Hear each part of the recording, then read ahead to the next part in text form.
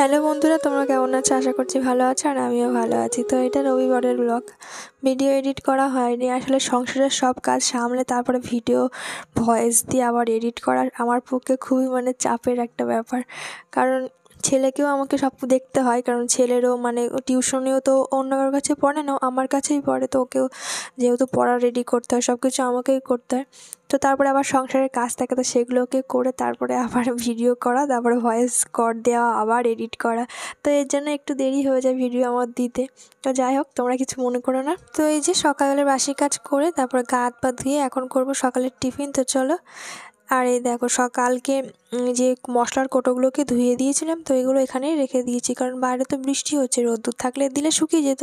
তো রোদ্দুর তো ছিল না, তাই এখানে রেখে দিয়েছি। তাই এগুলোকে আগে বাইরে দিয়ে দিলাম, দিয়ে তারপরে যে সকালে টিফিন করবো আজকে টিফিনে করব ধোসা বানাবো।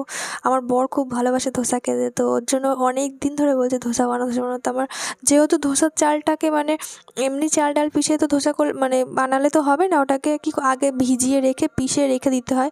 হ্যাঁ, তো পিষে না রাখলে যেটা পচে যায়, তারপরেই কিন্তু ধোসা হয়। তোমরা হয়তো অনেকেই জানো।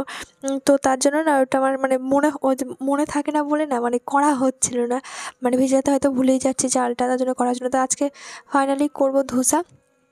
ওই জন্য ধোসার চালটাকে দেখো বেটে রেখে দিয়েছিলাম, দেখো কেমন পচে গেছে ধোসার চালটা। এটা কিন্তু কেমন একটা টক টক মতো গন্ধ বেরোবে। তো দেখে মনে হয় গন্ধটা পেলে মনে হয় পচে গেছে। তো এটা পচে গেলেই তারপরে ধোসাটা হবে, ভালো হবে। তো যাই হোক, এই যে আর সাথে করবো আলুর মশলা। তো আলুটাকে আগে আমি সেদ্ধ বসিয়ে দিয়েছিলাম কুকারে। আর এই যে পেঁয়াজ, কাঁচা লঙ্কা, টমেটোটা কেটে নিলাম, নিয়ে তারপরে এই যে আলুর মশলাটা করে নিলাম। আর তারপরে একটা একটা করে ধোসা করে নিলাম। আর দেখো ধোসাটা আমি করছি আর আমার বরকে দিয়ে আসছি খেতে, নাহলে এগুলো ঠান্ডা হয়ে গেলে তো আর ভালো লাগবে না খেতে। তাই গরম গরম করছি আর বরকে আর ছেলেকে দিয়ে আসলাম, আর মাকেও দিয়ে দিলাম। আর তারপরে এই যে আমারটা করে নিলাম, নিয়ে তারপরে খেয়ে নিলাম সকালের খাবারটা। সকালের খাবার দাবার খেয়ে, আর এই দেখো আমার বরের আজকে প্রিয় খাবার বানানো হয়েছে। তো সকালবেলার টিফিনে ওই জন্য দেখলাম নিজের বাসনগুলো দেখলাম ধুয়ে রেখে দিয়েছে। বাবা কত আমার আজকে কাজ করে দিয়েছে। তো যাই হোক, আর আমি ওকে বললাম, তাহলে সকালে যখন এত ভালো করে খাবার রান্না করে খাওয়ালাম, তাহলে তুমি আমাকে দুটো রসুন ছাড়িয়ে দাও। আসলে দুপুরে যেহেতু চিকেন হবে, তো তার জন্য আমাকে দুটো রসুন ছাড়িয়ে দিল। ও রসুনগুলো ছাড়িয়ে দিলে বলে না আজকে একটু অনেকটাই তাড়াতাড়ি হয়ে গেলো। আর আজকে একটু বেশি করে মশলাও করে রেখে দিলাম, যাতে আমার সারা সপ্তাহটা চলে যায়।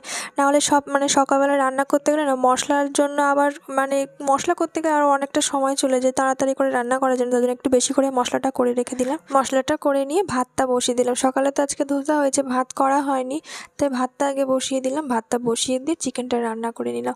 আজকে আর অন্য কিছুই রান্না করিনি, শুধু চিকেনের ঝোলই পাতলা করে ঝোল করলাম।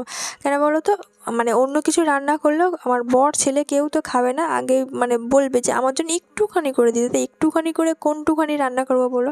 তো যার জন্য আমি আজকে কিছুই করিনি। নাহলে বলবে যে তুমি খাও, আমাকেই খেতে বলবে, যে কোনো চচ্চড়ি কিংবা যাই করি না কেন, বলে তুমি খাও। তো এই যে দুটো বেগুন ছিল, বেগুনটা দেখলাম নষ্ট হয়ে যেত, তো দুটো বেগুন ভেজে দিলাম। তো এই যে রান্নার পরে রান্নাঘরটাকে পরিষ্কার করে নিলাম, আর রান্নার বাসনগুলো যেগুলো হয়েছিলো তো সেগুলোই মেজে ঘষে নিলাম। তারপরে এই যে দেখো বাইরে বৃষ্টি হচ্ছে, মেঘ করে আছে। হ্যাঁ, তাও জামা কাপড় কিন্তু আমি কাচ্ছি। তাই দেখো আজকেও দেখো এক বালতি জামা কাপড় আমাকে কাচতে হলো। তো এই জামা কাপড়গুলো কেচে ছাদে দিয়ে দিলাম। আর আগে থেকে দেখো ছাদে আরও জামা কাপড় রয়েছে, শোকায়নি এখনও, কিন্তু তাও আমি কাচ্ছি। কাচতে আমাকে হবেই রোজ, বৃষ্টি হোক আর যাই হোক না কেন। তো এই যে কেচে কেচে ছাদে জামা কাপড়গুলো দিয়ে আসলাম, তারপরে স্নান দান করে আর পুজোটা দিয়ে নিলাম। দিয়ে নিয়ে তারপরে এই যে দুপুরের ভাতটা বেড়ে নিলাম খাবো বলে।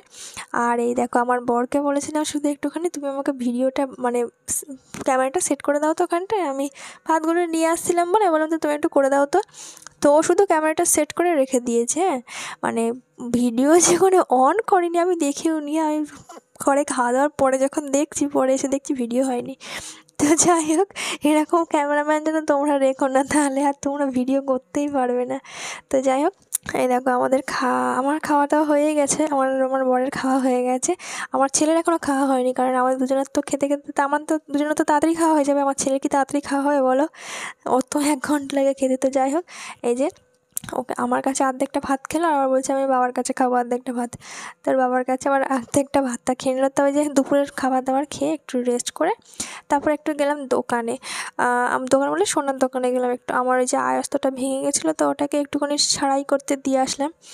পুজোর সময় তো পরতে হবে একটুখানি, তার জন্য এটাকে দোকানে দিয়ে আসলাম।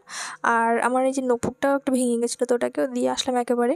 আর আমার ছেলের জন্য ছেলের পুরনো বালা ছিল এক জোড়া, তো সেটাকে দিয়ে একটা ওর জন্য ব্রেসলেট নিয়ে আসলাম। একটা বালাও হাতে পরে থাকে সব সময়, ও তো বড় হয়ে গেছে, তার তো সবসময় বালা পরবে না, তার জন্য একটা ব্রেসলেট নিয়ে আসলাম, যাতে মানে কোনো এতে অনুষ্ঠানে কিংবা যাই হোক ও তখন পরতে পারবে।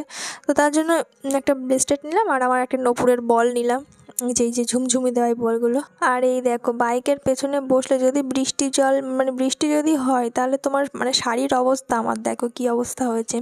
বাইকে করে গেছিলাম তো দোকানে, তো রাস্তায় আস্তে আস্তে আমরা যখন দোকানে ছিলাম তখন আর বৃষ্টি হয়েছিল। এই দেখো রাস্তায় আস্তে আস্তে আমার শাড়িটার শুধু অবস্থা দেখো কী অবস্থা হয়েছে, এটাকে মানে না কাচলে আর পরতে পারবো না। তো যাই হোক, আজকের ভিডিওটা এই পর্যন্ত। যদি ভিডিওটা ভালো লাগে অবশ্যই লাইক সাবস্ক্রাইব করে দিলে। চলো টাটা।